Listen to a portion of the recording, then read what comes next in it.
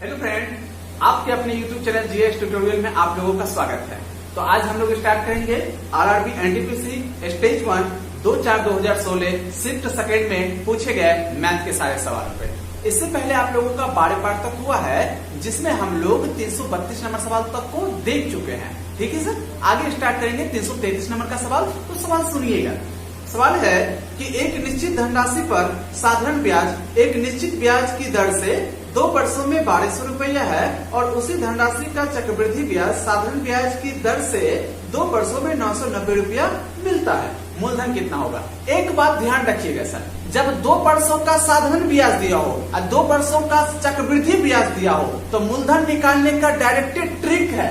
तो P बराबर हो जाएगा ये SI का होल स्क्वायर साधारण ब्याज का होल स्क्वायर, अब बट्टा में करेंगे 4 गुना डिफरेंस। याद रखिएगा सर, बहुत आसान ट्रिक है। जब 2 वर्षों का साधारण ब्याज दिया हो और 2 वर्षों का चक्रवृद्धि ब्याज दिया हो तो मूलधन बराबर होता है SI का होल स्क्वायर बटे 4 गुना डिफरेंस। जरा सा गौर करिएगा, SI दिया साधारण ब्याज 1200 है, अब 1200 का स्क्वायर करिएगा तो 1200 गुना 1200 हो जाएगा।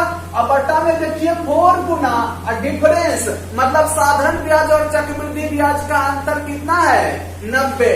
तो बट्टा में कर देंगे हम लोग 90। तो देखिए जरा सा, ये जीरो कटेगा, 4 से कटवाइएगा तो 4 तिया 12, यहाँ देखिए 3 तिया 9, 3 10 है 30, अब 3 से इसको कटवाइएगा तो ये 400 मरतबे काटेगा। तो मूलधन हो जाएगा हम लोगों का 4000 रुपया आंसर। ठीक है, अगले सवाल सुनिएगा 334 नंबर का। बोला एक दुकानदार एक वस्तु पर 320 रुपया अंकित करता है। यदि 10% के छूट के बाद भी उसको 20% का लाभ होता है तो वस्तु का क्रय मूल्य ज्ञात करें। गौर फरमाइएगा सर, जो डाटा हम लोगों को दिया है सबसे पहले बोर्ड पे उसको लिख लेते हैं। अंकित मूल्य दिया है तो देखिए जरा यहाँ पे 334 नंबर का अंकित मूल्य कितना दिया है, देखिए तो जरा सा। अंकित मूल्य दिया है 320 रुपया, है ना। क्या बोला कि 10% का छूट करके बेचा, तो छूट कितना दिया है? 10% का। अब क्रय मूल्य हम लोगों को नहीं मालूम है तो क्रय मूल्य को हम लोग मान लेते हैं X रुपया। जरा गौर करिएगा, क्रय मूल्य को मान लिया हम लोगों ने X रुपया। क्या बोला क्वेश्चन की 20% का लाभ हुआ। लाभ कितने का हुआ है? 20% का लाभ हुआ। चलिए आइए देखते हैं। जब ये छूट दिए होइएगा, छूट हमेशा अंकित मूल्य पर दिया जाता है। तो अंकित मूल्य तो सर 100%, दुनिया का कोई भी चीज 100% होता है। हम बोलेंगे 100 रुपया वाला वस्तु 10 टका छूट करके बेचे, यानी 90 में बेचे है, ये अपने आप में 100%। 10% छूट करके बेचे यानी इसके 90% पर बेचे हैं, यानी सेलिंग प्राइस कितना हो जाएगा? 320 का 90%, है ना। ये विक्रय मूल्य को दर्शाया। आगे सुनिए, ये जो लाभ हुआ है, लाभ हमेशा क्रय मूल्य पर होता है। आप क्रय मूल्य भी 100% है, 20% का लाभ हुआ। हम बोलेंगे सर 100 रुपया वाला कोई वस्तु है, 20 रुपया लाभ पर बेचे, मतलब 120 में बेचे हैं आप, है ना सर। तो यहाँ पे क्रय मूल्य X है, अब 20% लाभ पर बेचे, यानी 100% पहले से, अब 20% लाभ पर, यानी क्रय मूल्य के 120% पर बेचे हैं। यहाँ से विक्रय मूल्य सेलिंग प्राइस कितना हो जाएगा?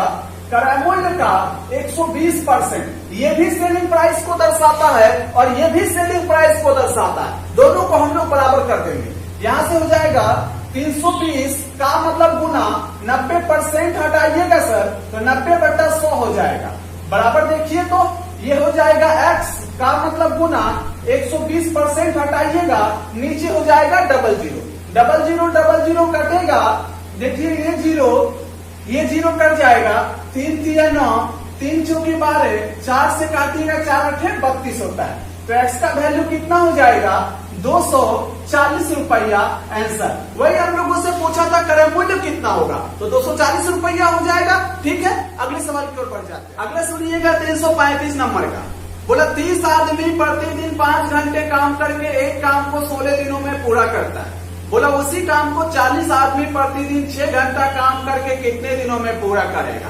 ऐसे सवालों को बनाने का सर एक सिंपल सा फॉर्मूला है, MDH फॉर्मूला। तो जरा सा बोर्ड में देखिएगा, 335 नंबर का है MDH फॉर्मूला है सर, M1D1 H1 बटे W1 बराबर M2D2 H2 बटे W2 होता है सर। M क्या है? आदमी की संख्या, D क्या है? दिन की संख्या, H क्या है? आवर घंटा की संख्या, वर्क क्या है? जो पहला काम को दर्शाएगा। फिर M2 मतलब दूसरा जो आदमी की संख्या दिया रहेगा, दूसरा जो डे की संख्या दिया रहेगा, दूसरा जो आवर की संख्या, दूसरा कितना वर्क हो रहा है उसको दर्शाता है। ठीक है सर। तो यहाँ पर देखिए बोला 30 आदमी, पहले आदमी की संख्या 30 है तो M की जगह 30 रखेंगे। 30 आदमी 5 घंटा, तो सर आवर की जगह 5 रखेंगे। बोला है किसी काम को, तो एक काम को, बोला एक काम को 16 दिनों में कर देता तो डे की जगह 16 रखेंगे। अब इधर आ जाएंगे। फिर बोला क्वेश्चन हम लोगों से कि उसी काम को, यानी उसी एक काम कर रहा था सर, उसी एक काम को बोला है ये 40 आदमी, कितना आदमी? 40 आदमी, तो मेन की जगह रखेंगे 40 आदमी। बोला 6 घंटा प्रतिदिन काम करे, आवर की जगह 6 घंटा, 6 घंटा प्रतिदिन काम करे, कितने दिनों में समाप्त होगा? तो डे नहीं दिया, हम लोगों से पूछा है, उसको एक्स मान लेंगे। तो जरा सा गौर करिएगा, यहाँ ये जीरो कटेगा, 4 चौका 16 होता है, और देखिए यहाँ पर 3 से काटिएगा, 3 दूना 6 और 2 दूना 4 होता है, यानी एक्स बराबर कितना हो जाएगा? 10 दिन, है ना सर? 5 दूना 10 दिन आंसर हो जाएगा। ठीक है। अगले सवाल की ओर बढ़ जाते हैं। आगे है 336 नंबर का। बोला 6 साल पहले दो व्यक्ति P और Q की आयु का अनुपात 3:2 है। 4 वर्ष बाद उनकी आयु का अनुपात 8:7 हो जाएगा। तो बोला है बताइए P की आयु कितनी है? P की आयु पूछा, मतलब P की वर्तमान आयु पूछा। तो आइए सर थोड़ा सा बोर्ड पे देखिएगा। 336 नंबर का सवाल है। बोला 6 साल पहले P और Q, 6 बरस पहले सर, गौर करिएगा, 6 बरस पहले दोनों की आयु का अनुपात 3:2 था। फिर बोला 4 बरस बाद दोनों की आयु का अनुपात 8:7 हो जाएगा। तो पूछा है बताइए P की वर्तमान आयु कितना होगा? तो जरा सा गौर फरमाइएगा। देखिए ये इसमें थोड़ा वेरिएबल लगा देते हैं, एक्स इसमें लगा देते हैं वाई। ये देखिए जरा सा, 3x तो इसका सर P का 6 बरस पहले था, और Q का 2x आयु था 6 बरस पहले। हम इसको इस डाटा के बराबर लाना चाहते हैं। तो 6 बरस जब पहले इसका 3x था, 6 बरस पहले, अभी से 6 बरस पहले, तो वर्तमान में लाइएगा तो 6 जोड़ेंगे तो वर्तमान में आ जाएगा, तो 6 जोड़ दिया। लेकिन ये तो सर वर्तमान से भी 4 वर्ष बाद है, वर्तमान से 4 वर्ष बाद कर देंगे तो हो जाएगा P का आयु अभी से 4 वर्ष बाद का कितना होगा। अब देखिए Q के बारे में थोड़ा देखते हैं। Q का आयु अभी से 6 वर्ष पहले था 2x, 6 वर्ष पहले 2x था, वर्तमान में लाइएगा तो 6 जोड़ना पड़ेगा। लेकिन सर 4 वर्ष बाद का ही दिया है, तो अभी वर्तमान से 4 वर्ष बाद ले जाइएगा तो 4 और जोड़ना पड़ेगा। ये हो गया P का 4 वर्ष बाद का आयु, ये हो गया Q का 4 वर्ष बाद का आयु। तो दोनों के 4 वर्ष बाद के आयु का अनुपात हो गया, बट्टा मतलब अनुपात। तो P और Q के 4 वर्ष बाद के आयु का अनुपात ये भी दर्शाता है P और Q के 4 वर्ष बाद के आयु का अनुपात। जब दोनों सेम ही बात है, हमने दोनों को बराबर कर दिया। देखिए तो y कटेगा, यहां देखिए हो जाएगा ऊपर में 3x + 10 बटा हो जाएगा 2x + 10 बराबर हो जाएगा 8/7। कोना कोनी गुना करिएगा तो हो जाएगा 7 या 21x प्लस हो जाएगा 70 बराबर हो जाएगा 8 दूना 16x प्लस हो जाएगा 80, है ना सर? ये इधर आएगा तो हो जाएगा 16, 5x बराबर हो जाएगा, ये उधर जाके तो 10 हो जाएगा, x बराबर कितना हो जाएगा? 2 हो जाएगा। x का मान कितना निकला? 2 निकला। हम लोगों से पूछा P की वर्तमान आयु, x का मान जो यहाँ रखिएगा ना सर, तो P का आयु निकलेगा 6 बरस पहले का, तो 6 बरस जोड़ेंगे तब वर्तमान में आएगा। तो जरा सा गौर करिएगा, P की वर्तमान आयु बराबर हो जाएगा, तो 3x 6 बरस पहले था, इसमें 6 जोड़ देंगे तो वर्तमान में आ जाएगा। x का वैल्यू 2 मालूम है, तो 2 तिया 6, आज 6 कितना हो जाएगा? 12, यानी वर्तमान में उसका आयु हो जाएगा 12 वर्ष। ठीक है। अगले सवाल सुनिएगा। 337 नंबर का बोला है यदि R019 11 से विभाजित है तो छोटी प्राकृतिक संख्या R के जगह क्या मान ज्ञात कीजिए। जरा सा गौर करिएगा सर, हम लोगों को क्या दिया है, 337 नंबर का सवाल है। बोला R019 11 से पूर्णतः विभाजित है तो R की जगह क्या होगा, छोटा से छोटा। गौर फरमाइए जरा सा सर यहाँ पे। तो देखिए 11 से विभाजता करूंगा, आप लोग जानते होइएगा। यदि अल्टरनेट मतलब क्या होता है सर, एक को छोड़कर एक, अल्टरनेट अंकों का योग का अंतर या तो 0 या तो 11 से कटने वाली कोई संख्या पकड़ा जाए, समझ जाएगा 11 से कट जाएगा। तो आइए देखते हैं अल्टरनेट अंकों का योग क्या है। पहला तो है R+1, दूसरा क्या है सर, अल्टरनेट 0+9 है ना। अब सोचिए कि R की जगह मिनिमम क्या रखा जाए ताकि ये दोनों का अंतर या तो 0 हो जाए या तो 11 से कटने वाली कोई संख्या। 11 से कटने वाली संख्या कौन कौन है, 11, 22, 23, 44, 55, 66 ये सब है। ऐसा कुछ भी आ जाएगा तो 11 से कट जाएगा। तो देखिए एक रखते हैं तो 2 1 1 2 2 में से 9 जाएगा तो माइनस में आ जाएगा, होगा नहीं। तो 7 रखेंगे, 7 1 8, 8 में से 9 जाएगा तो -1 हो जाएगा। 11 से तो कर रहे हैं -1। 8 रखेंगे, 8 1 9, 9 में से 9 जाएगा तो कितना बचेगा सर, 0। और हमने तो बोला ही था अगर दोनों का अंतर 0 हो जाएगा तो 11 से कट जाएगा। तो R की जगह मिनिमम क्या रखना पड़ेगा, 8 रखेंगे तो अंतर 0 हो जाएगा, और जब अंतर 0 हो गया तो 11 से कट जाएगा। यानी R की जगह मिनिमम क्या होगा, R की जगह सिंपल है। बोला है 2 अंकों वाली एक संख्या के अंकों का योग 9 है। जब अंकों के स्थान आपस में बदल दिए जाते हैं तो संख्या 45 से कम हो जाती है। बदली हुई संख्या ज्ञात करिए। गौर फरमाइएगा सर यहाँ पे 2 अंकों वाली संख्या, तो मान लेते हैं कुछ। तो देखिए सवाल है 338 नंबर का, 2 अंकों वाली संख्या को सर हम लोगों ने XY माना, ठीक है। इसमें तो 2 अंक है, कौन है, X और Y है।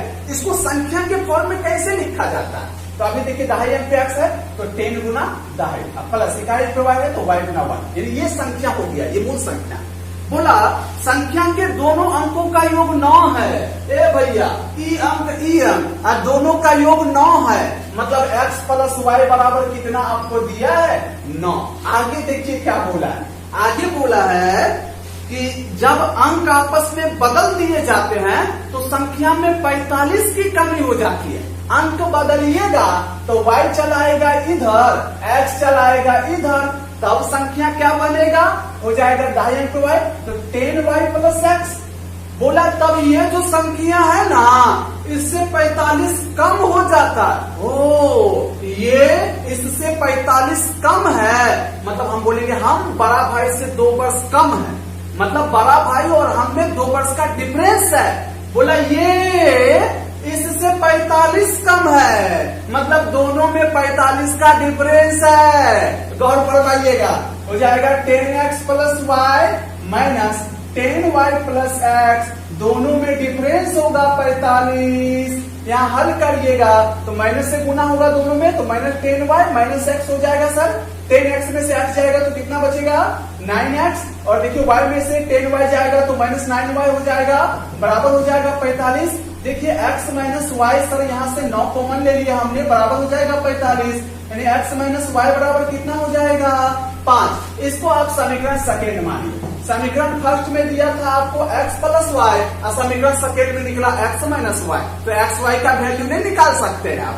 यहाँ देखिए तो x + y बराबर दिया 9, x - y बराबर दिया 5, दोनों को जोड़िएगा 2x बराबर 14, तो x बराबर कितना हो जाएगा, 7। x का वैल्यू रख दीजिएगा तो y का मान निकल गया 2। हम लोगों से क्या पूछा था, बदली हुई संख्या कौन है, तो बदलने के बाद तो yx ना आया था, तो yx का वैल्यू पूछा, y का वैल्यू निकाले हैं 2, x का वैल्यू निकाले हैं 7, आंसर कितना हो जाएगा, 27। अगले सवाल सुनिएगा 339 नंबर का।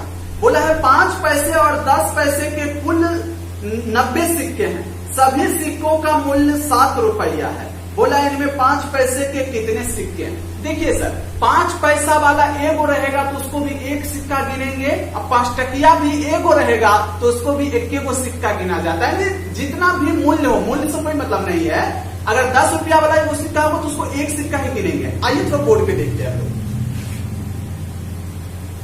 339 नंबर का क्या बोला, 5 पैसा वाला सिक्का है और क्या है सर इसमें 10 पैसा वाला सिक्का है ना। बोला दोनों मिलाकर टोटल 90 सिक्का।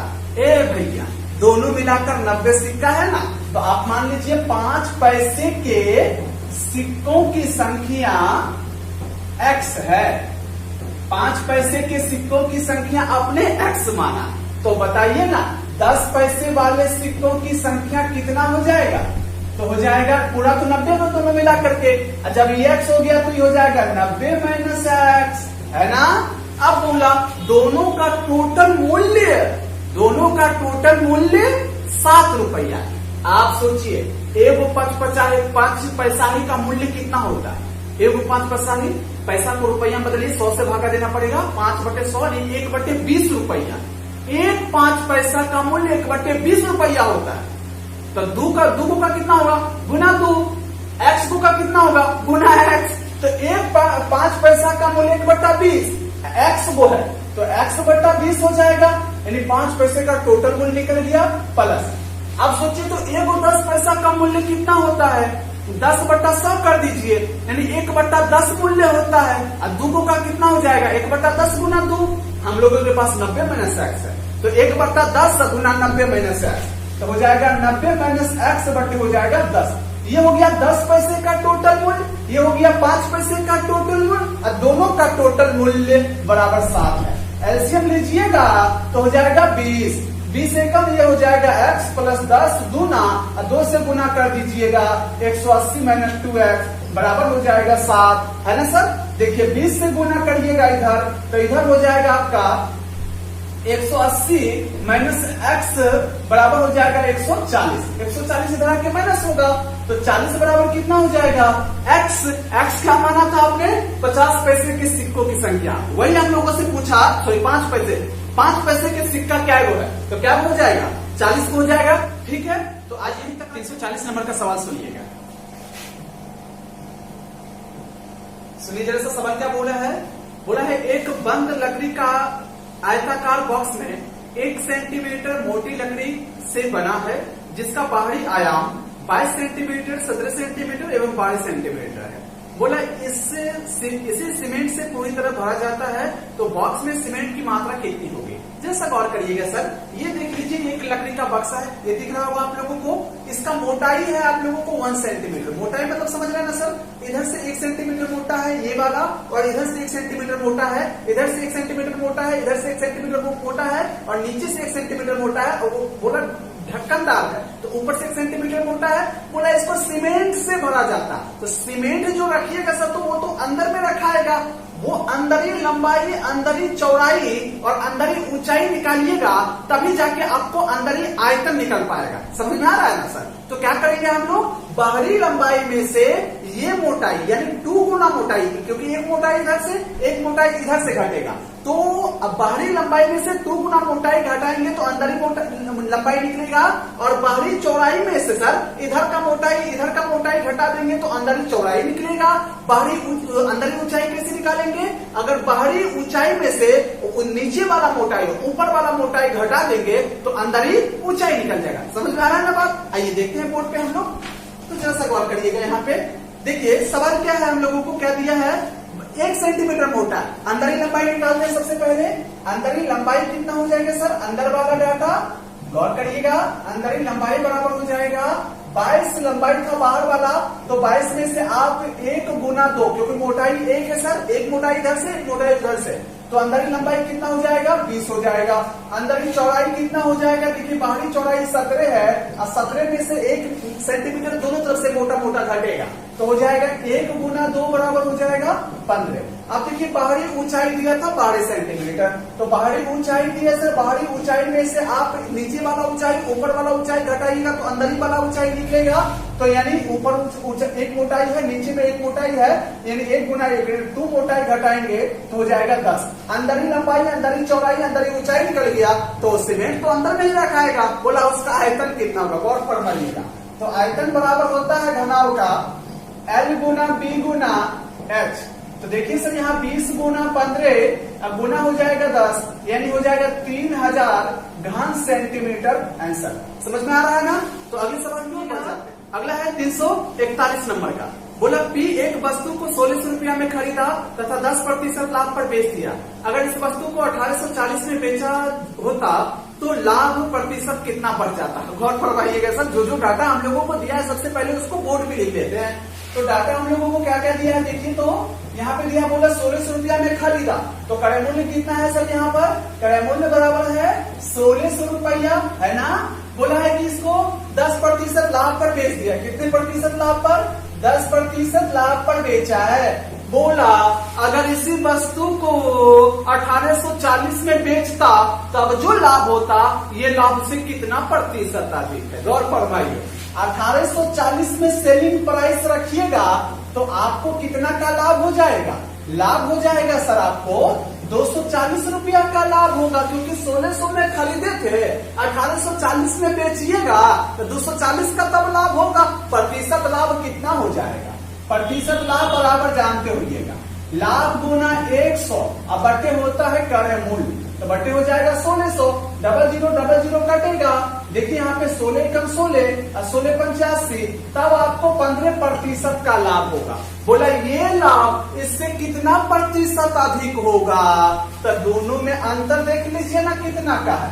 15% में से 10% तो बराबर हो जाएगा 5%, यानी ये लाभ इससे 5% अधिक होगा। ठीक है, अगली तो 342 नंबर का। बोला एक नाव की गति धारा के विपरीत दिशा में 40 किलोमीटर प्रति आवर है। बोला तथा स्थिर जल में नाव की चाल 55 किलोमीटर पर आवर है। बोला नाव की गति यदि नदी के धारा के दिशा में क्या होगी? गौर फरमाइएगा सर, जो डाटा दिया सबसे पहले उसको बोर्ड पे लिखते हैं। देखिए यहाँ पे क्या दिया है 342 नंबर का सवाल।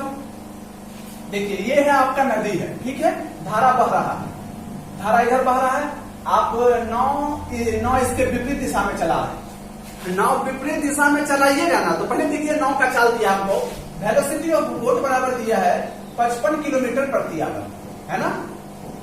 वेलोसिटी ऑफ स्ट्रीम बराबर हम लोगों को सब नहीं मालूम है, तो वेलोसिटी ऑफ स्ट्रीम बराबर मान लेते हैं x किलोमीटर पर आवर, है ना। बोला है धारा के विपरीत दिशा में, धारा के विपरीत दिशा में 40 के चाल से चल लेता है नाव।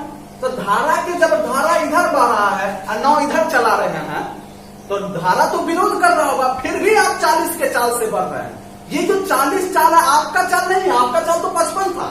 ये विरोध होने के बाद आप 40 के चाल से बढ़ रहे हैं, यानी ये 40 दोनों चाल का अंतर है, मतलब धारा और आपके चाल का अंतर है। तो आपका चाल कितना है सर? 55, और धारा का चाल कितना है? x। ये दोनों के चालों का अंतर 40 है, क्योंकि आप विरोध में चलने के बाद भी 40 के चाल से चलते हैं, तो बराबर हो जाएगा 40। 55 देखिए इधर आएगा तो x बराबर हो जाएगा 15। ये निकल गया आपका धारा का चाल निकल गया। अब बोला यदि धारा के दिशा में जाइएगा तो किस चाल से बढ़िएगा? आपका ओरिजिनल चाल सर 55 है, धारा के दिशा में जाइएगा तो धारा भी सपोर्ट करेगा, यानी 55 आपका चाल, 15 धारा चाल जोड़ दीजिए तो टोटल 70 के चाल से बढ़िएगा। यानी धारा के दिशा में वेलोसिटी इन डाउनवर्ड डायरेक्शन, उसको इंग्लिश में बोलते हैं सर। धारा की दिशा में जाइएगा तो 55 प्लस 15 यानी 70 किलोमीटर प्रति आवर की चाल से आप जाइएगा। ठीक है, अगले सवाल सुनिए। तो बोला है 343 नंबर में, बोला 55, 53, 56, 59, 61, 69 और 31 संख्याओं का माध्यिका ज्ञात करिए। सर माध्यिका के लिए हमने एक स्पेशल टॉपिक बना दिया है, हालांकि फिर से यहाँ समझने का प्रयास करिए। माध्यिका मतलब होता है जो मध्य में पकड़ाएगा वही माध्यिका कहलाएगा। लेकिन उससे पहले एक काम करिएगा, दिए गए डाटाओं को या तो बढ़ते क्रम में सजा लीजिएगा या तो घटते क्रम में सजा लीजिएगा, उसके बाद जो मध्य में पकड़ाएगा वही माध्यिका कहलाएगा। तो आइए देखिएगा सर, यहाँ पे सबसे पहले हम लोग इसको बढ़ते क्रम में सजा लेते हैं।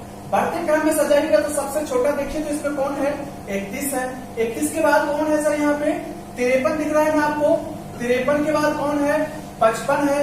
55 के बाद देखिए तो कौन है? 56 है। 56 के बाद 59 है। 59 के बाद 61 है।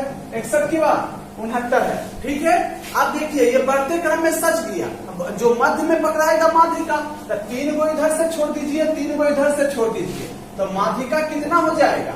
माध्यिका बराबर हो जाएगा 56 आंसर। ठीक है, बोला यदि ब्याज को वार्षिक रूप से चक्रवृद्धि ब्याज किया जाए तो 2 वर्षों के लिए 48,000 रुपया पर 20% वार्षिक दर से चक्रवृद्धि ब्याज कितना होगा? मान ली चक्रवृद्धि ब्याज पूछा है सर, इसका फॉर्मूला आप लोग जानते होइएगा, CI चक्रवृद्धि ब्याज बराबर होता है 344 नंबर का सवाल है, CI बराबर होता है P इंटू 1 प्लस R बटे 100 टू दी पावर T। ये तो मिश्र धन निकलेगा, अब मिश्र धन में से मूलधन घटा दीजिएगा तो चक्रवृद्धि ब्याज निकलेगा। समझ में आया ना बात सर? यहाँ देखिए P कॉमन ले लिए तो यहाँ बचेगा 1 प्लस R बटे 100 to the power T minus हो जाएगा 1, है ना सर? अब सबका वैल्यू रख दीजिए, आंसर आ जाएगा। तो देखिए यहाँ पे P का वैल्यू कितना दिया मूलधन, और यहाँ पे दिया हम लोगों को 48,000 रुपया। अब देखिए 1 प्लस R का वैल्यू कितना दिया हम लोगों को 20% दिया है ना सर, तो 20 बटा हमने 100 कर दिया। T का वैल्यू कितना दिया है देखिए, तो T का वैल्यू 2 वर्ष दिया तो पावर 2 माइनस 1 है तो 1 रख दिया हमने। देखिए 20 पंचा 100 होगा, 5 एकम 5, 6 बटा 5 को 2 बार गुना करना है सर, 36 बटा 25 होगा, यानी हो जाएगा 48,000 इंटू में हो जाएगा 36 बटे 25 माइनस हो जाएगा 1, है ना सर? तो अब इसको तो घटाना जानते हैं ना, ग्रेजुएट हैं आप लोग। 36 में से 25 जाएगा, 11 बटा 25 हो जाएगा, तो ये हो जाएगा 48,000 गुना हो जाएगा 11 बटे 25। इसको जब सॉल्व कर लीजिएगा तो आंसर आ जाएगा 21,120 रुपया आंसर। समझ में आ रहा है ना? ठीक है, अगला सवाल सुनिएगा 345 नंबर का। बोला दो संख्याओं का एचसीएफ और एलसीएम 30 और 2730 दिया है। बोला एक संख्या 78 है, दूसरी संख्या कितना होगा? फॉर्मूला जानते हैं ना सर आप? जब दो संख्याओं का एलसीएम दिया हो, एचसीएफ दिया हो, एक संख्या दिया हो, दूसरी संख्या पूछे तो फॉर्मूला होता है एलसीएम गुना एचसीएफ बराबर पहली संख्या गुना दूसरी संख्या। गौर करिएगा जरा सा, 345 नंबर का सवाल है। एलसीएम गुना एचसीएफ बराबर होता है पहली संख्या गुना दूसरी संख्या। जानते हैं कि नहीं जानते हैं सर आप लोग? जैसा गौर करिएगा, एलसीएम हम लोगों को एचसीएफ दिया है 3, एलसीएम दिया है 2730, ये हमने 2730 लिखा। पहली संख्या हम लोगों को दिया है 78, ये दिया है सर 78, इसके जगह हमने 78 लिख दिया। दूसरी संख्या नहीं मालूम है तो उसकी जगह एक्स रख दीजिए, एक्स रख दिए। जैसा गौर करिएगा, 3 से काटिएगा इसको तो हो जाएगा 3 दूना 6, ये हो जाएगा 3 छके 18, है ना सर? अब देखिए 13 से काटिए तो कट रहा है, 13 दूना 26, 13 दूना 26, 13 एकम 13, 0 हो जाएगा।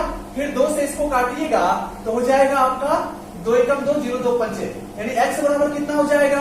105 हो जाएगा। ये दूसरी संख्या कितना होगा सर? यहाँ पर 105 होगा। ठीक है, अगले सवाल की ओर बढ़ जाते हैं। अगला सवाल सुनिए तो 346 नंबर का। बोला 3740 रुपया को 3 भागों में इस प्रकार से विभाजित कीजिए कि पहला का आधा, दूसरे का 1/3 और तीसरे का 1/6 भाग आपस में बराबर है।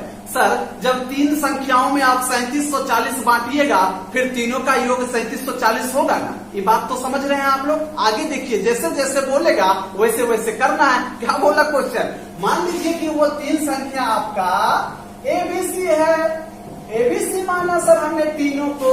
क्वेश्चन बोला पहला का आधा, दूसरा का तिहाई, तीसरा का 1/6 बराबर है। ए भैया, पहला का आधा, दूसरा का तिहाई, तिहाई मतलब 3 से भागा, और तीसरा का 1/6 भाग मतलब 6 से भागा। बोला ये तीनों बराबर है तो बराबर कर दिए। जब सर ये बट्टा उल्टा हो बीच में बराबर का केस, तो तीनों का अनुपात निकालने का रूल है, जिसके नीचे जो है जो का त्यों लिख दीजिए, 2:3:6। आप जानते हैं कि तीनों संख्या में बांटा गया 3740, यानी तीनों का योग 3740 होगा। 3740 तीनों के योग को दर्शाता है, तो अनुपात में भी तीनों का योग ही निकालेंगे। अनुपात में तीनों का योग कितना? 6 3 9 2 11। अनुपात में तीनों का योग 11, लेकिन संख्या में तीनों का योग 3740 है। तो ये देखिए अनुपात 1 बराबर हो जाएगा, 11 से कटेगा 11 3 33, 11 4 44, तो हो जाएगा 340। हम लोगों से पूछा तीनों संख्या कौन कौन है, तो देखिए सी कितना हो जाएगा? अनुपात 6 है सर, तो 1 का मान 340, 6 का मान कितना? 6 से गुना करिए, 6 चौको 24, 6 3 के 18, यानी 20 तो 40 हो जाएगा। अनुपात 3 का वैल्यू कितना हो जाएगा? 4 3 12, 3 दूना 6, 6 1 7, 720 हो जाएगा। अनुपात 2 का वैल्यू कितना हो जाएगा? यहाँ देखिए तो जरा साहब, यहाँ अनुपात 2 का वैल्यू हो जाएगा, यहाँ पे 4 दूना 8, 3 दूना 6, और ये हो जाएगा इतना, यानी 680, और हो जाएगा आपका 720। और आगे देखिए तो सर आपका क्या हो जाएगा? ये सही है ना आप लोगों का? ये हमको लगता है थोड़ा सा गलती है, इसको देखिए 4 3 12 हो जाएगा, 3 3 9 1 10, 1020 हो जाएगा। ठीक है, आप इसको सॉल्व कर लीजिएगा चैनल से, आगे बढ़ जाते हैं। अगला सवाल सुनिएगा, 347 नंबर में बोला 2/7 प्लस 3/5 भागा 2/5 प्लस 2/7 को सरल करिए। सरल निकाल लीजिएगा, जोड़ घटा वाला बात है। देखिए 347 नंबर में है 2/7 प्लस 3/5। अब भागा दिया है हम लोगों को 2/5 प्लस हो जाएगा 2/7 दिया है। गौर करिएगा सर, यहाँ इसका एलसीएम लीजिएगा तो आ जाएगा एलसीएम 35। ये हो जाएगा 5 7 5 5 दूना 10 और 5 7 7 21 21 10 कितना 31 भागा है तो भागा। इसका एलसीएम लीजिएगा तो 35 आएगा। 5 7 7 दूना 14 7 5 5 दूना 10 तो 14 10 कितना होता है 24। देखिए भागा को गुना में कन्वर्ट करिएगा तो अगला वाला डाटा पलट जाएगा, 35/24 हो जाएगा। 35 35 कटेगा तो आंसर हो जाएगा 31/24 आंसर। ठीक है। अगला 348 नंबर का बोला 52 54 55 56 55 54 53 55 53 51 57 का बहुलक ज्ञात करिए। बहुलक मतलब क्या होता है सर? जो बहुत बार आया है वही बहुलक का आएगा। तो देख लेते हैं ना, इसमें बहुत बार कौन आया है, थोड़ा सा अरेंज कर लेते हैं। यहाँ पर देखिए तो यहाँ 348 नंबर का सवाल देखिए तो सर यहाँ पे 51 कितने बार आया है? 51 तो एक ही बार आया है ना।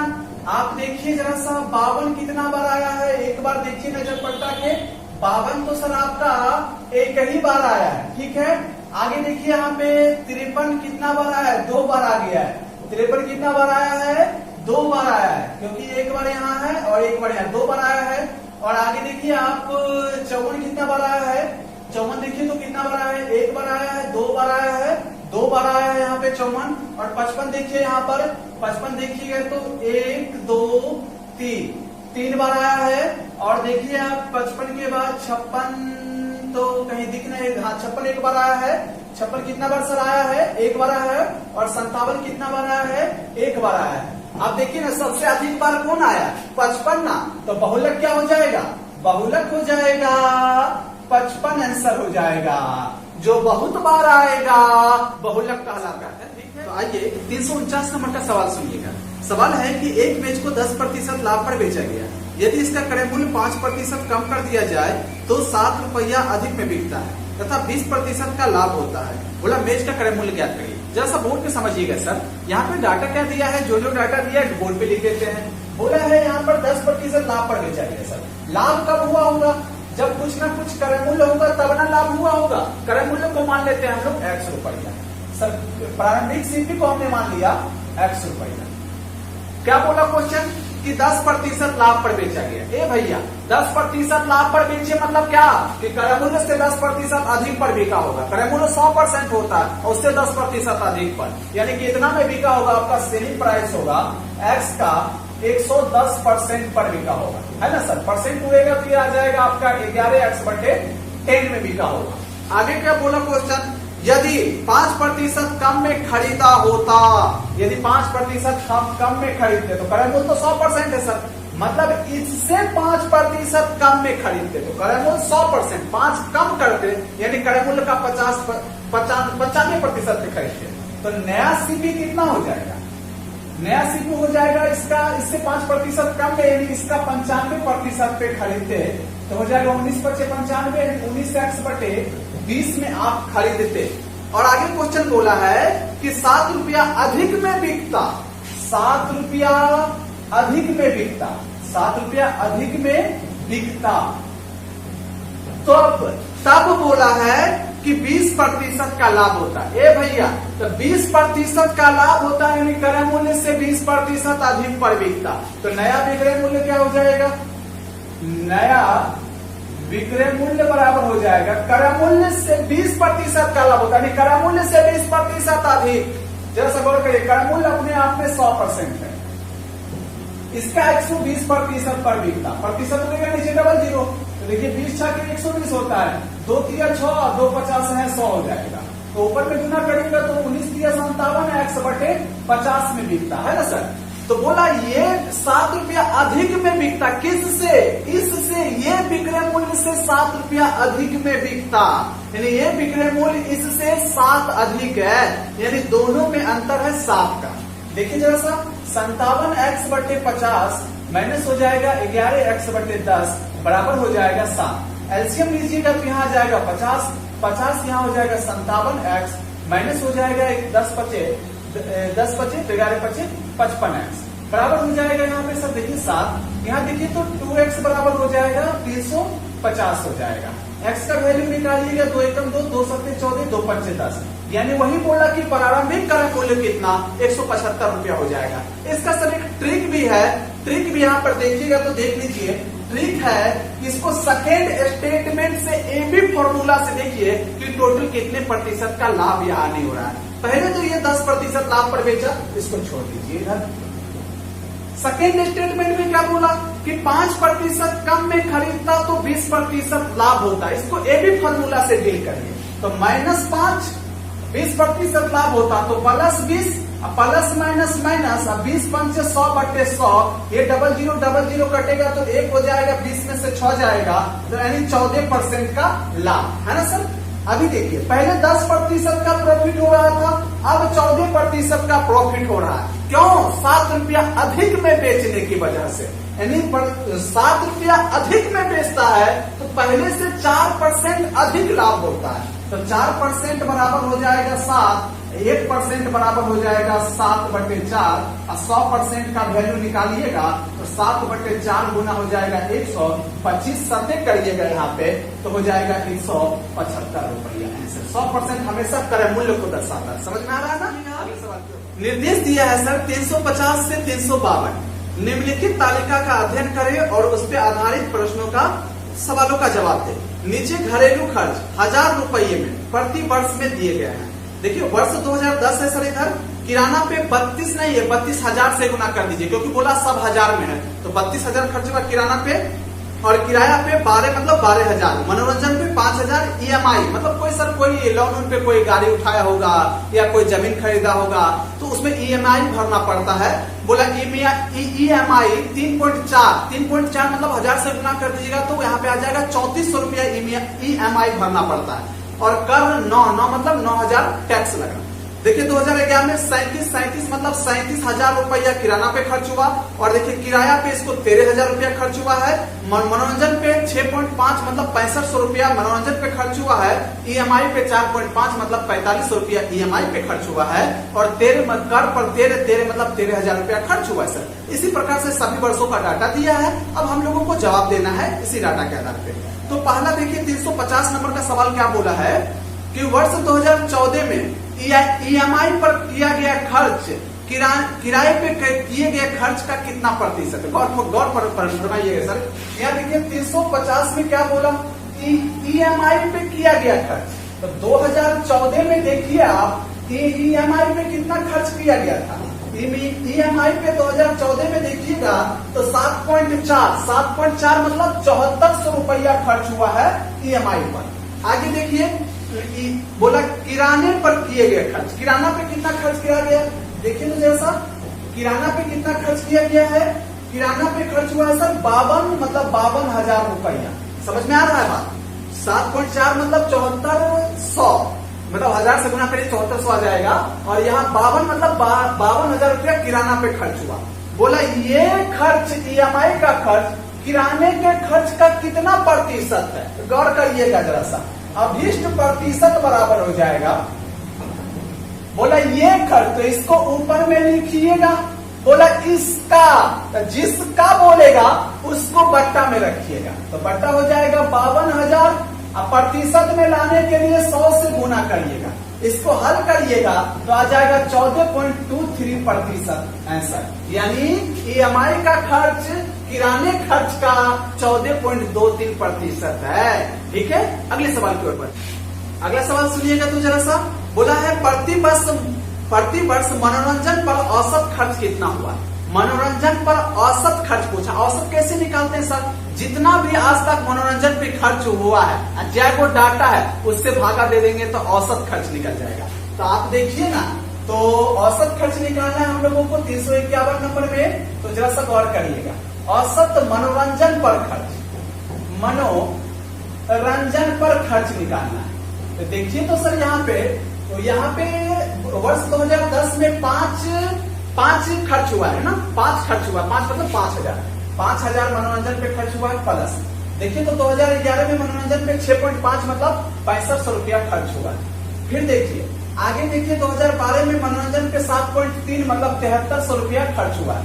प्लस आगे देखिए 2013 में देखिए 2013 में देखिए तो 7.9 मतलब 7900 रुपया खर्च हुआ है। आगे देखिए 2013 का हो गया ना सर।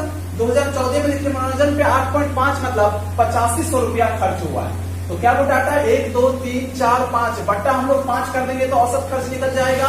तो यहाँ से आपका आंसर निकल जाएगा 1740 रुपया आंसर। ठीक है सर। अगले सवाल बोला है 352 नंबर में, बोला वर्ष 2012 के लिए कुल घरेलू खर्च कितना। कुल घरेलू खर्च मतलब सर जो किराना पे खर्च हुआ, जो किराया पे खर्च हुआ, जो EMI पे खर्च हुआ, जो टैक्स लगा, ये सारा मिला के 2012 में कितना खर्च हुआ, जरा सा गौर करिएगा। देखिए यहाँ पे 352 नंबर का टोटल खर्च पूछा। टोटल खर्च 2012 में जरा सा गौर करिएगा। तो सर यहाँ पर देखिए 2012 में पहला तो किराना पे कितना खर्च किया गया था 46,000 रुपया, है ना सर। और देखिए 2012 में किराना पे कितना 14,000 रुपया, है ना सर। आगे देखिए यहाँ पर 2012 में मनोरंजन पे कितना 7300 रुपया खर्च किया गया। तो यहाँ हमने 7300 लिख दिया। अब देखिए 2012 में जो है EMI पे कितना 5.6 मतलब 1000 से गुना करिएगा तो 5600 रुपया आएगा। फिर देखिए कर पे कितना खर्चा किया गया है 2012 में 17,000 रुपया। तो इस सबको जोड़ दीजिएगा तो टोटल खर्च निकलेगा। तो देखिए ना ये हो जाएगा 0, ये हो जाएगा 0, ये हो जाएगा आपका 6 3 9, ये हो जाएगा 6 4 10 7 17 17 5 हो जाएगा 22 7 29 और यहाँ देखिए सर 6 6 2 8 हो जाएगा, यानी 89,900 आंसर ऑप्शन नंबर ए हो जाएगा आंसर। ठीक है सर। अगला सवाल सुनिएगा जरा सा। बोला है 353 नंबर में 15 मीटर तथा 20 मीटर दो खंभे जमीन पर सीधे खड़े हैं, उनके बीच की दूरी 12 मीटर है। तो उनके ऊपरी छोरों के बीच की दूरी कितना होगा, जरा सा गौर करिएगा सर बोर्ड पे। देखिए यहाँ 353 नंबर का सवाल है। बोला है 15 मीटर और 20 मीटर दो खंभा है। ये सर 15 मीटर का खंभा है और देखिए ये जैसा 20 मीटर का खंभा है। इसको हम लोग शो कर देते हैं 15 मीटर का है और ये टोटल कितना है सर आपका 20 मीटर का खंभा है। बोला दोनों खंभों के बीच की दूरी 12 मीटर है। तो ये हमने दोनों के बीच की दूरी को 12 मीटर मान लिया। जब ये 12 मीटर है सर इसी के समानांतर एक रेखा खींचिएगा तो ये भी हो जाएगा आपका 12। जब ये 15 है तो ये भी आपका कितना हो जाएगा 15 हो जाएगा। जब ये 15 है पूरा 20 है तो सर ये कितना हो जाएगा 5 हो जाएगा। समझ में आ रहा है बात। ये 5 ये 12 हम लोगों को बोला दोनों के छोर के बीच की दूरी, यानी ये वाला लंबाई पूछा। देखिए ना इसको ए मान लेते हैं, इसको बी मान लेते हैं और ये समकोण है। समकोण के सामने वाली भुजा कर्ण होता है। कर्ण बराबर लंब स्क्वायर जोड़ आधार स्क्वायर होता है। ए भी बराबर हो जाएगा रूट अंडर लंब कितना है सर 5 का स्क्वायर, आधार कितना है 12, तो 12 का स्क्वायर हो जाएगा। 169 का वर्गमूल कितना होता है 13, यानी दोनों छोरों के बीच की दूरी 13 मीटर हो जाएगा। ठीक है। अगले सवाल को सुनिए कि जैसा सवाल क्या बोला है। बोला 15 25 तथा 29 का लघुत्तम समापवर्तक ज्ञात करिए। देखिए सर जैसे यहाँ पे 15 और दिया हम लोगों को 25 और दिया 29, इसका लघुत्तम समापवर्तक निकालना जानते हैं ना आप लोग। 5 दिया 15 और 5 25 25, ये हो जाएगा सर 29, यानी एलसीएम बराबर हो जाएगा आपका 5 गुना 3 गुना 5 गुना 29 हो जाएगा, है ना सर। जब इसको सॉल्व कर लीजिए तो आंसर आ जाएगा 2175 आंसर हो जाएगा। ठीक है। अगले सवाल की ओर बढ़ जाता है। सवाल है 355 नंबर का। बोला PQR मिलकर एक खेत की फसल 6 दिनों में काट सकता है। P अकेला 10 दिनों में, Q अकेला 24 दिनों में फसल काट सकता है। R अकेला इस फसल को कितने दिनों में काटेगा। गौर फरमाइएगा सर, जिसका डे दिया है उसको लिख देते हैं सबसे पहले। देखिए यहाँ पर 355 नंबर का सवाल है कि बोला P plus Q plus R तीनों मिलकर से कितना दिनों में काट लेता है फसल। तीनों मिलकर काटता है तो 6 दिनों में पूरा फसल काट लेता है। आगे बोला है कि अगर आपका P अकेले फसल काटेगा तो 10 दिन में पूरा फसल काट लेगा और बोला Q अकेला अगर फसल काटेगा तो 24 दिन में पूरा फसल काट लेगा, है ना सर। आप बोला है कि R अकेला काटेगा तो पूरा फसल कितने दिनों में काटेगा। तो जरा सा गौर करिएगा, ये तीनों डेओ का एलसीएम लीजिएगा तो टोटल वर्क पता चलेगा। इसका एलसीएम हो जाता है आपका, एलसीएम बराबर हो जाएगा 120। ये हमेशा टोटल वर्क को दर्शाता है सर। क्या दर्शाता है ये टोटल वर्क को दर्शाता है। जरा सा गौर करिएगा।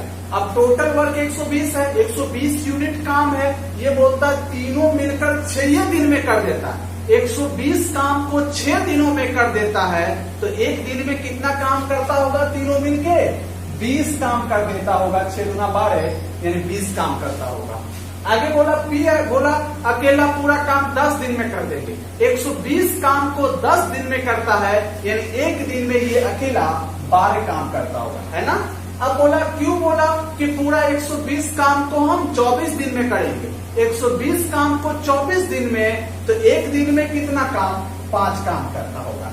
तीनों मिलकर सर एक दिन में 20 काम करता है, एक दिन में 12 काम करता है, एक दिन में 5 काम करता है ना। आप इसको ऐसे समझिए कि तीनों फ्रेंड मिलकर एक दिन में 20 रोटी खाता है, ठीक है। ये अकेला 12 रोटी खा लेता है, ये अकेला 5 रोटी खा लेता है, तो पता नहीं चलेगा कि आर एक दिन में कितना रोटी खाता होगा। देखिए तो जैसा आर कितना खाता होगा, 20 में से माइनस कर दीजिए, ये 12 प्लस 5 यानी बराबर हो जाएगा 3। पता चल गया आर एक दिन में 3 रोटी खाता होगा। तो एक दिन में 3 रोटी खाता है, तो 120 रोटी खाने में कितना दिन लगेगा? 120/3 यानी इसको टाइम लग जाएगा 120/3 बराबर 40 दिन, तो आंसर हो जाएगा। ठीक है, अगले सवाल की ओर बढ़ जाइए। तो बोला है 356 नंबर में दी गई संख्याओं के निम्नलिखित में कौन सा सही है। मतलब सर इसको बढ़ते क्रम में सजाया, बोला कौन सा सही है। आप इसको चेक कर लीजिएगा। 356 का ऑप्शन नंबर बी आंसर हो जाएगा। 356 का ऑप्शन नंबर बी आंसर हो जाएगा। सिर्फ बच्चों वाली बात है, आप कर सकते हैं रूम पे सब में सबसे भागा दे दीजिएगा, दशमलव के बाद 2 स्थान तक निकाल लीजिएगा, तो देख लीजिएगा ऑप्शन बी आपको सही नजर आएगा। ठीक है, अगले सवाल के ऊपर जाते हैं। 357 नंबर का बोला एक त्रिभुज का परिमाप 200 मीटर है। बोला है इनमें 2 भुजाएं बराबर है तथा तीसरी भुजा बराबर भुजाओं से 20 मीटर अधिक है, तो तीसरी भुजा की लंबाई कितना होगा। जब सब गौर करिएगा सर, यहाँ फिगर के माध्यम से समझिए। ये एक त्रिभुज है, ठीक है। बोला इसमें 2 भुजा बराबर है, तो 2 भुजाओं को हमने x और x मान लिया। बोला तीसरी जो भुजा है ना, इन दोनों से 20 मीटर अधिक है, यानी तीसरा वाला भुजा x प्लस 20 मीटर है। और सर ये तीनों भुजाओं का योग ही परिमाप को दर्शाता है। ये हो जाएगा x प्लस x प्लस 20, ये त्रिभुज का परिमाप दर्शाया। अब क्वेश्चन बोला त्रिभुज का परिमाप जो है यहाँ पर 200 मीटर दिया है, ये 200 मीटर भी त्रिभुज का परिमाप ही दर्शाता है। तो ये भी परिमाप, ये भी परिमाप, दोनों को हमने बराबर कर दिया। यहाँ देखिए 3x बराबर ये उधर जाके घटेगा तो हो जाएगा 180, x बराबर हो जाएगा 60। बोला तीसरी भुजा कितना होगा, तो तीसरी भुजा तो सर आपका तीसरा भुजा है x प्लस 20 है ना, तो यहाँ हो जाएगा x का वैल्यू 60 प्लस 20 जोड़िएगा तो तीसरी भुजा कितना सेंटीमीटर का होगा? 80 का। ठीक है, 58 नंबर का सवाल सुनिए।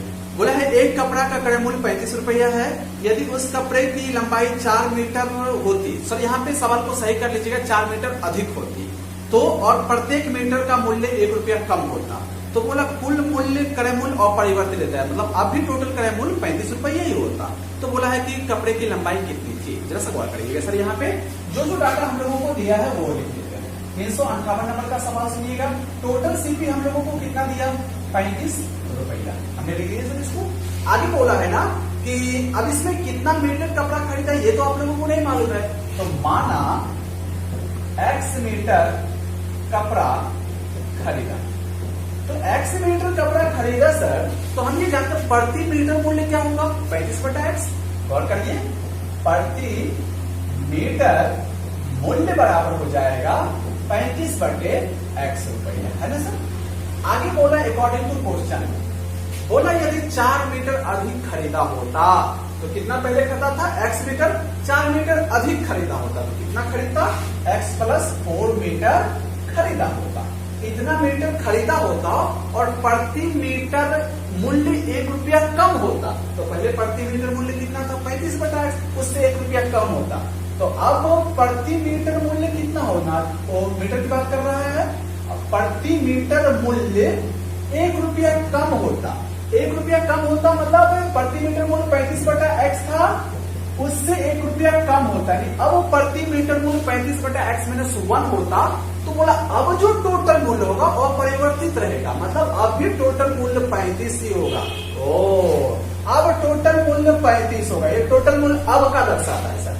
आप सोचिए जब 1 मीटर का मूल्य इतना है तो 2 मीटर का मूल्य कितना होगा? इतना गुना 2, तो x प्लस 4 मीटर का मूल्य टोटल मूल्य कितना होगा? इतना गुना x प्लस 4, यानी अब का टोटल मूल्य दर्शाएगा 35/x -1। यानी प्रति मीटर मूल्य में मीटर से गुना कर दीजिएगा तो ये टोटल मूल्य को दर्शाएगा। टोटल मूल्य बराबर टोटल मूल्य कर दिया हमने, बोला कितना मीटर कपड़ा खरीदा गया, यानी एक्स का वैल्यू पूछा तो एक्स का यहाँ सॉल्व कर लीजिएगा तो 10 मीटर आंसर आ जाएगा। ठीक है, वैसे तो सवाल गलत था, सवाल सही करवाया सर हमने, आप इसको सॉल्व कर लीजिएगा, इतना काम तो कर ही सकते हैं क्योंकि हम बनाएंगे तो काफी लंबा वीडियो हो जाएगा। एक्स बराबर हो जाएगा 10 मीटर आंसर। ठीक है सर, ये देखिए 359 नंबर में है, बोला तीन संख्याएं 2:3:5 के अनुपात में है, उनके योग का 2 गुना 100 है, तो तीनों में सबसे बड़ी संख्या का वर्ग कितना होगा और फरमाइएगा। जो डाटा दिया है सबसे पहले उसको बोर्ड पे लिखते हैं। देखिए यहाँ पे 359 नंबर का जो सवाल है, तीन संख्याएं का अनुपात दिया, पहला दूसरा और ये तीसरा है सर। तीनों संख्याओं का अनुपात दिया 2:3:5।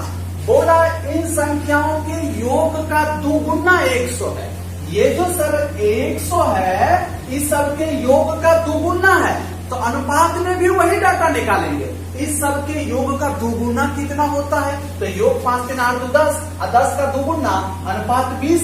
ये तीनों के योग का 2 गुना अनुपात में तो 20 होता है। अब क्वेश्चन बोला ये तीनों के योग का 2 गुना 100 है, तो दोनों सेम बात है, अलग बात है ये अनुपात में है ये संख्या में है। अनुपात 1 का वैल्यू कितना हो जाएगा 5, तो अनुपात सबसे बड़ी तो यही दिख रहा है, तो अनुपात 5 का वैल्यू हो जाएगा 25। बोला जो सबसे बड़ी संख्या उसका वर्ग कितना होगा, तो 25 का वर्ग करिएगा तो आंसर हो जाएगा 625। ठीक है सर, अगले सवाल की ओर बढ़ते हैं। सवाल सुनिए 360 नंबर का, बोला एक 20 मीटर लंबी सीढ़ी एक खड़ी दीवार पर टिकी है। बोला यह जमीन से 30 डिग्री का कोण बनाती है, सीढ़ी दीवार से कितनी ऊंचाई तक पहुंचेगी, गौर फरमाइएगा। आसान सवाल है। देखिए ये आपका 360 नंबर का सवाल है। एक दीवार है, दीवार पे देखिए सीढ़ी लगा हुआ है सर, ये क्या लगा हुआ है, ये सीढ़ी है आपका। ठीक है, देखिए हमने सीढ़ी बना लिया और बोला है ना कि एक 20 मीटर लंबी सीढ़ी, ये सीढ़ी की लंबाई कितना दिया हम लोगों को 20 मीटर दिया है, और बोला दीवार पे टिकी हुई, दीवार पे टिकी हुई है। बोला ये सीढ़ी जमीन के साथ 30 डिग्री का कोण बनाती है, 30 डिग्री का कोण बनाया। बोला कि दीवार की कितनी ऊंचाई तक सीढ़ी पहुंचा हुआ है, ये लंबाई पूछा।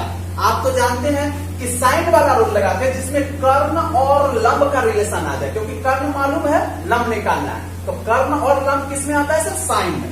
तो साइन 30 डिग्री बराबर हो जाएगा लंब बटे कर्ण होता है, तो लंब देखिए ना ये तो नहीं मालूम है, x मान लीजिए, यानी x बटे 20, साइन 30 का वैल्यू 1/2 बराबर x बटे 20 हो जाएगा। 2 10 है 20, x बराबर कितना हो जाएगा 10 मीटर, यानी कि दीवार से 10 मीटर ऊंचाई तक को सीढ़ी छू लेगा। आंसर हो जाएगा। अगले सवाल की ओर बढ़ जाते हैं। अगले सवाल सुनिएगा, बोला है 361 नंबर में, बोला P अपनी यात्रा का पहला आधा भाग 40 किलोमीटर प्रति आवर के चाल से तथा शेष दूरी 50 किलोमीटर पर आवर के चाल से तय करता है, तो कुल यात्रा की औसत गति कितनी होगी, गौर फरमाइएगा सर जरा सा। यहाँ पे देखिए 361 नंबर सवाल में पूरा यात्रा को मान लेते हैं हम लोग ये 2D किलोमीटर, पूरे यात्रा को हमने क्या मान लिया सर 2D किलोमीटर। अब बोला इसका आधा मतलब D किलोमीटर, आधा दूरी को किस चाल से चल रहा है 40 किलोमीटर प्रति आवर के चाल से, 40 किलोमीटर प्रति आवर के चाल से चला आधा दूरी, और शेष तो आधे न बचा होगा, आधा मतलब 2 किलोमीटर। बोला आधा दूरी को 50 के चाल से चला, यहां से चला ये 50 किलोमीटर प्रति आवर के चाल से। और एक बात याद रखिएगा सर, जब दो समान दूरी को, ये देखिए जितना दूरी ये है उतना ही दूरी ये है, तो समान दूरी को अलग अलग चालों से चला तो एवरेज स्पीड बराबर होता है 2xy बटे x प्लस वाई। जरा सा गौर करिएगा, एवरेज स्पीड बराबर होता है 2xy बटे x प्लस वाई, मतलब xy मतलब क्या है दोनों चालों का गुणनफल, तो 2 गुना 40 गुना 50 बटे 40 प्लस 50 करिएगा तो 90 हो जाएगा।